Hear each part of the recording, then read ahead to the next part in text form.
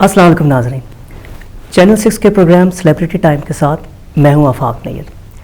ناظرین، آج میرے ساتھ جو مہمان شخصیت موجود ہیں وہ ڈو پیس نامی آرگنائزیشن کے one of the founding members اور گیٹ اپ پاکستان کے پریزیڈنٹ ہیں۔ ڈو پیس سلم ایریاز میں غریب بچوں کی تعلیم کے لیے کام کر رہی ہے، جبکہ گیٹ اپ پاکستان ایک ایسے فلاحی معاشرے کے قیام کی خواہاں ہے جہاں تمام شہریوں کو برابر کے حقوق، ایکول سٹیزن شپ، عدل اور انصاف کے مواقع میسر ہوں، جہاں غربت اور بے روزگاری نہ ہو، جہاں پر شہری اپنے مستقبل کے لیے پر امید ہو۔ تو آئیے آپ کی ملاقات کرواتے ہیں ظفر خضر صاحب سے۔ السلام علیکم۔ وعلیکم السلام۔ آپ امریکہ سے پاکستان آئے کچھ دنوں کے لیے، لیکن ہماری درخواست پر آپ نے ٹائم نکالا، اس کے لیے ہم آپ کے بہت شکر گزار ہیں۔ Most welcome. تو اپنے بارے میں بتائیے کہ آپ امریکہ کب گئے اور کن حالات میں آپ کو وہاں پہ جانا پڑا؟ میں نے کراچی یونیورسٹی سے ماسٹر کیا تھا اپلائڈ فزکس میں، اباؤٹ 1981 کی بات ہے، اور اس کے بعد جب مجھے جاب اپارچونیٹیز نہیں ملی پاکستان میں اور مجھے یہ بتایا گیا کہ میں کمپیوٹر سائنس کے اہل نہیں ہوں، ایک بینک کے اندر مجھے ریفیوز کر دیا انہوں نے ہائر کرنے سے، اور کہا کہ میں سوٹیبل نہیں ہوں کمپیوٹر جاب کے لیے، پروگرامنگ کی۔ تو اس وقت میں نے فیصلہ کیا تھا کہ میں پھر یہاں نہیں رہ سکتا۔ تو میری بہن میں جب گھر گیا تو میری بہن نے پوچھا، بھائی جاب مل گئی؟ میں نے کہا مبارک ہو، نہیں ملی، اب میں امریکہ جا رہا ہوں۔ تو اس طرح سے میں امریکہ گیا ہوں۔ وہاں پہ میں نے 1988 میں ماسٹرز ڈگری لی ہے کمپیوٹر سائنس میں۔ اس کے بعد میری 4 کتابیں نیو یارک یونیورسٹی نے یوز کی ہیں کمپیوٹر نیٹ ورکنگ میں، اور اس کے علاوہ بھی کچھ کالجوں نے کی ہیں، اور تقریباً ہم نے 140 کنٹریز میں نے اپنی کتابیں بیچی ہیں اس وقت زمانے میں۔ صرف میری کتابوں کی آمدنی جو تھی ایک سال کی $400,000 تھی۔ تو اپلائڈ فزکس سے آپ کا جو سفر تھا وہ کمپیوٹر نیٹ ورکنگ کی طرف گیا، تو آپ نے ڈگری حاصل کرنے کے بعد صرف کتابیں لکھیں یا کوئی اپنا ادارہ بھی قائم کیا؟ میں نے وہاں پر پی سی ایج کریئر انسٹیٹیوٹ کے نام سے کمپیوٹر ٹریننگ شروع کی تھی، تقریباً اس 1991 کوئی 30 سال ہو گئے ہیں، اور یہ 1991 میں ہمارا جو اسکول تھا ایجوکیشن انڈسٹری میں number 1 fastest growing school in the country according to Inc magazine 500 list جو نکالتے ہیں، اور نیو جرسی نیو یارک کا جو ایریا ہے وہاں پر تمام انڈسٹری میں نمبر 1 تھا as a fastest growing, not largest but fastest growing. تو بہت میں سمجھتا ہوں کہ ایک سکسیس اسٹوری ہے یہ، یقیناً ایک اتنی خاص طور پہ پاکستان سے وہاں پر جانا، یعنی آپ وہاں کے شہری نہیں ہیں، اور آپ نے فیلڈ بھی اپنی جو ہے وہ فزکس سے کمپیوٹر نیٹ ورکنگ کی رکھی، مگر آپ کی جو کامیابی ہے یہ میرا خیال ہے بڑی انسپریشنل ہے۔ ظفر صاحب، یہ تو آپ بات کر رہے ہیں 1999 کی، اس وقت پاکستان کے حالات بھی کم سے کم آج کے مقابلے میں یہ جو دہائی گزری ہے بہت بہتر تھے۔ 99 کے بعد 2 سالوں کے بعد دنیا بھی بدل گئی اور پاکستان بھی بدل گیا۔ 9/11 کے بعد کے جو عرصہ ہے وہ سارا میں اس کی طرف اشارہ کر رہا ہوں۔ یہ جو پورا عرصہ گزرا بطور پاکستانی شہری جو امریکہ میں قیام پذیر ہے، پاکستان کی طرف جب آپ دیکھتے ہیں تو آپ کی کیا فیلنگ رہی؟ ہم لوگ تو چلیں فیس کر رہے ہیں، ہمارے بھی جو ہیں وہ تو ہیں، لیکن باہر سے پاکستان کیسا دکھائی دیتا رہا؟ اچھا آفاق، ایک بات پہ میں بتاؤں کہ جب میں امریکہ گیا تو میں کیونکہ ٹیچر رہا ہوں، انٹر کے بعد سے میں ٹیچنگ کرتا رہا، یہاں پہ ٹیوٹرنگ پڑھاتا رہا، ٹیوشن، تو میرا ایجوکیشن سے تعلق ہے، میرا خیال ہے بلڈ میں ہے میری ایجوکیشن۔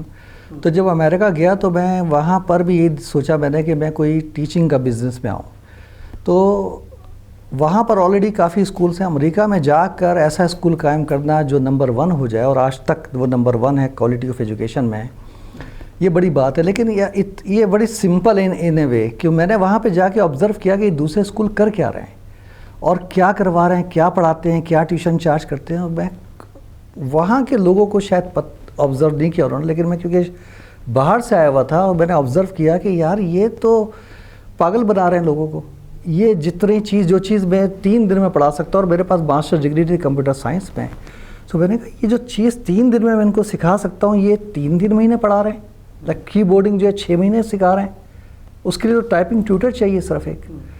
تو میں نے وہ اپروچ لی جو کوئی نہیں کر رہا تھا، مطلب سب وہ لوگ پیسہ کمانے کے چکر میں تھے اور لوگوں کو پتہ ہی تھا کہ وہ بیٹر کیا ہو سکتا ہے، تو میں نے اس کو اس طرح سے چینج کیا۔ اب جب میں باہر سے دیکھتا ہوں کہ پاکستان میں کیا ہو رہا ہے، تو بیسکلی آپ کو شاید معلوم ہوگا کہ آپ کی جو پلاننگ ہے وہ زیادہ امپورٹنٹ ہوتی ہے انٹیلیجنس سے بھی اور ایجوکیشن سے بھی. جو پلاننگ کی ایبلٹی ہے کسی میں, تو میں دیکھتا ہوں کہ جن لوگ کنٹری نے بھی ترقی کی ہے انہوں نے کوئی پلان کیا ہے جس کے رزلٹ نیکسٹ 5, 10, 15, 20, 50 سال کے بعد آتے ہیں. اور وہ پلاننگ ہمارے یہاں نظر نہیں آتی کہ کوئی ایک ایسے سالڈ کام ہو. کوئی بھی پریزیڈنٹ آ جائے, کوئی پرائم منسٹر آ جائے آپ کے پاس, کوئی گورنمنٹ آ جائے کسی کی بھی, تو سب سے امپورٹنٹ چیز یہ ہے کہ وہ اس کے رزلٹ جلدی نہیں آئیں گے, لیکن ہمیں یہ دیکھنا ہے کہ وہ پلاننگ کیا کر رہا ہے. It does not make any difference کہ کون ہے آپ کا پرائم منسٹر. لوگوں کو یہ پتہ ہونا چاہیے کہ پلاننگ ہو رہی ہے یا نہیں ہو رہی, وہ اسٹیپس انہوں نے لیے یا نہیں لیے, کیونکہ رزلٹ میں تو 3 سے 5 سال, 10 سال, 20 سال آئیں گے. آپ اس کا انتظار نہیں کر سکتے انتظار, لیکن آپ کو یہ دیکھنا ہے کہ اگر ڈائریکشن ٹھیک, اگر وہ پلاننگ کی ہے, اگر میں وہ کہوں کہ اگر کوئی جب تک کہ پریگننٹ نہیں ہوگی کوئی لڑکی تو بچہ پیدا ہی نہیں ہوگا بیسکلی.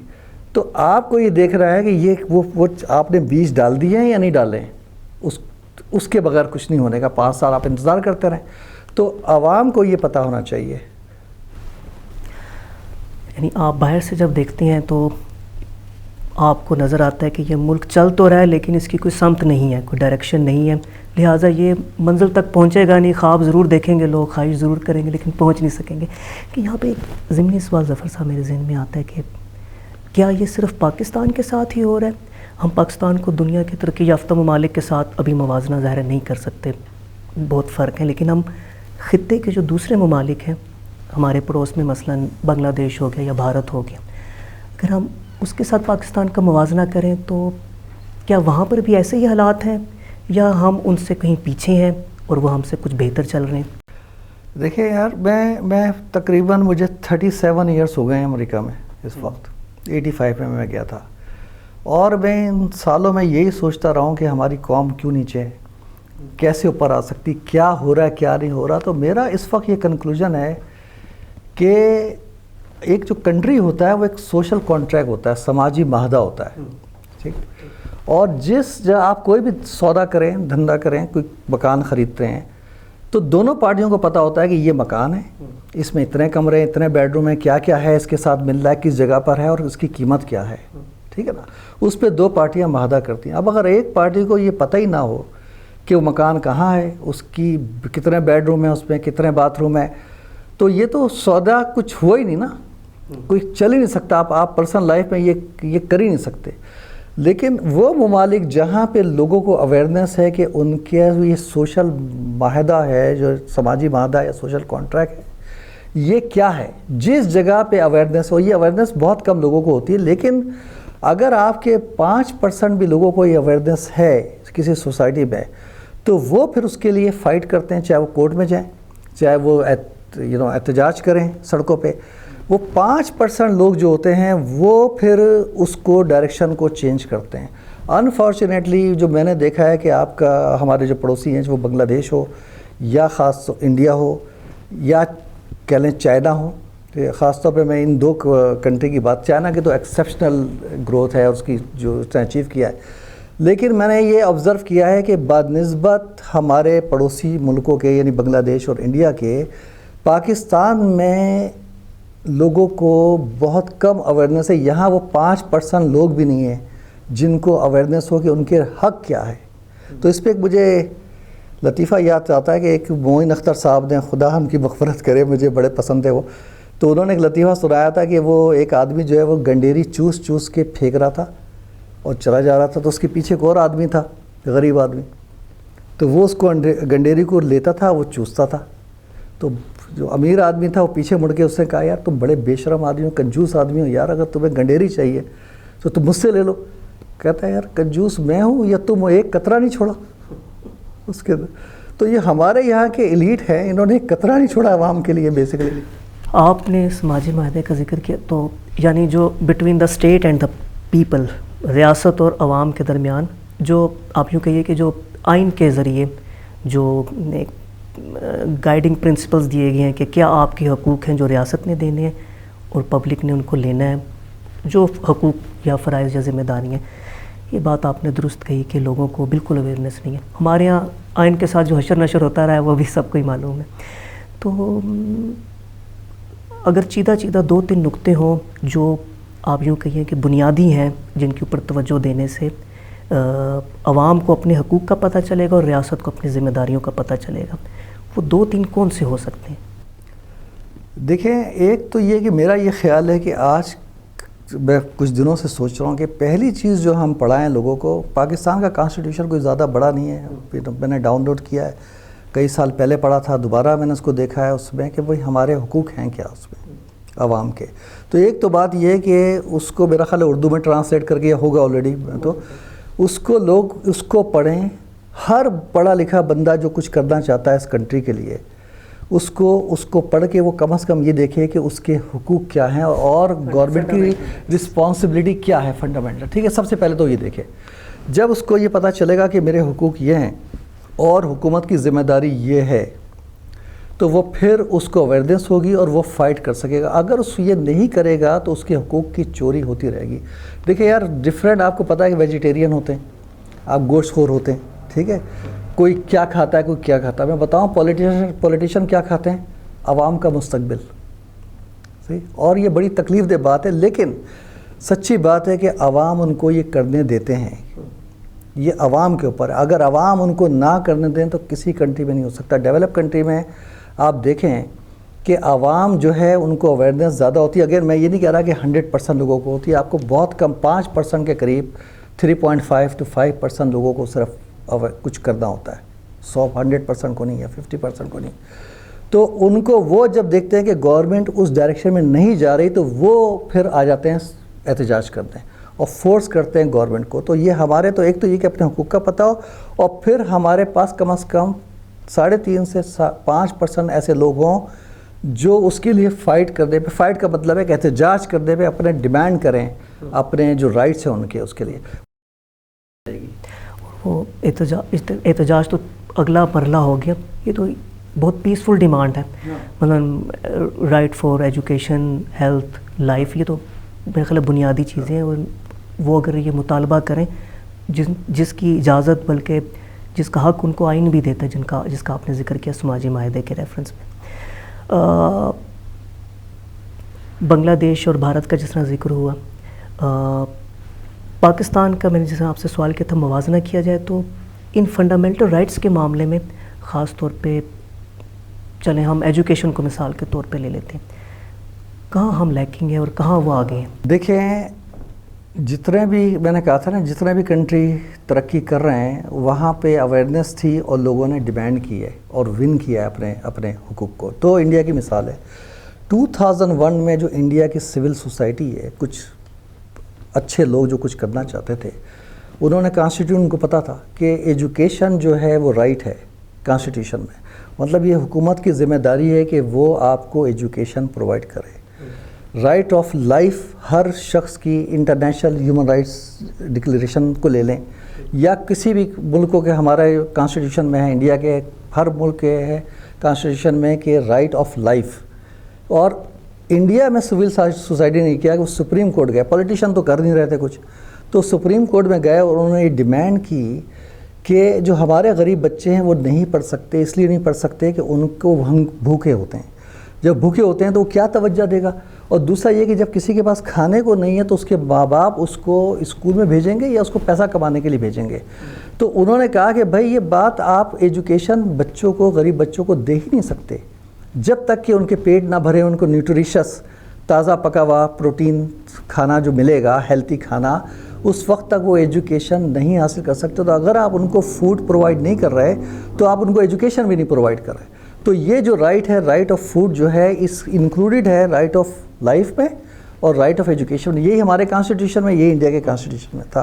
سپریم کورٹ ایگریڈ اور انہوں نے حکومت کو یہ آرڈر کیا کہ یہ آپ ہر بچے کو جو گورنمنٹ اسکول یا گورنمنٹ اسسٹڈ اسکول میں پڑھتا ہے, آپ اس کو تازہ پکا ہوا کھانا روز دیں, اور اس میں بھی پروٹین اتنی ہوگی, نیوٹریئنٹس اتنے ہوں گے. یہ انہوں نے ان کو حکومت کیا. آج 20 سال سے انڈیا میں تقریباً 100 ملین بچوں کو روز تازہ پکا ہوا کھانا ملتا ہے, کم از کم ایک وقت کا ملتا ہے. اب آپ یہ دیکھیں کہ یہ کام ان کی سوسائٹی نے کیا, سپریم کورٹ گئے, وہ ہو گیا. اب اس سے آپ کی اکانومی چلتی ہے. یار ایک بچہ جب تک کہ آپ ایجوکیشن, آپ اب عوام یہاں پہ کہتے ہیں مہنگائی ہو گئی ہے, چیزیں مہنگی ہو رہی ہیں, جابس نہیں ہیں. بھائی یہ جابس بیچارے عوام کچھ نہیں کرتا, مطلب سوائے اس کے کہ اگر وہ سمجھیں اور پھر اپنے ڈیمانڈ کریں. یہ آپ 5 سال کے بعد کچھ نہیں کر سکتے, ہو سکتے وہ یہی ہونا جو ہو رہا ہے آپ کے ساتھ. آپ آج جو کریں گے اس کا رزلٹ 5, 10, 15 سال کے بعد ہوگا.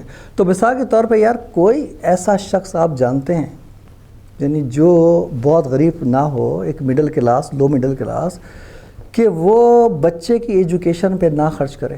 کوئی جانتے ہیں آپ؟ اگر پیرنٹس سے آپ کے بچے ہیں, آپ کچھ بھی کریں گے, آپ بچوں کے وہ بہترین ایجوکیشن پرووائڈ کرنا چاہیں گے, ہے ہیلتھ کے بعد, آپ کے کھانے پینے کے بعد, لیکن ایجوکیشن اس کا مستقبل ہے. ایجوکیشن کبھی ایکسپینس ہوتا ہی نہیں, انویسٹمنٹ ہوتی ہے فیوچر میں. ٹھیک ہے, تو جب آپ پرسنل لیول پر یہ برداشت نہیں کر سکتے, اس کو ایکسیپٹ نہیں کر سکتے, آپ گورنمنٹ لیول پہ کیسے کر سکتے؟ آپ یہ کیسے کہہ سکتے ہیں کہ ہمارے پاس پیسے نہیں ہیں؟ آپ کے پاس پیسے نہیں تو آپ کے پاس مستقبل بھی نہیں ہے.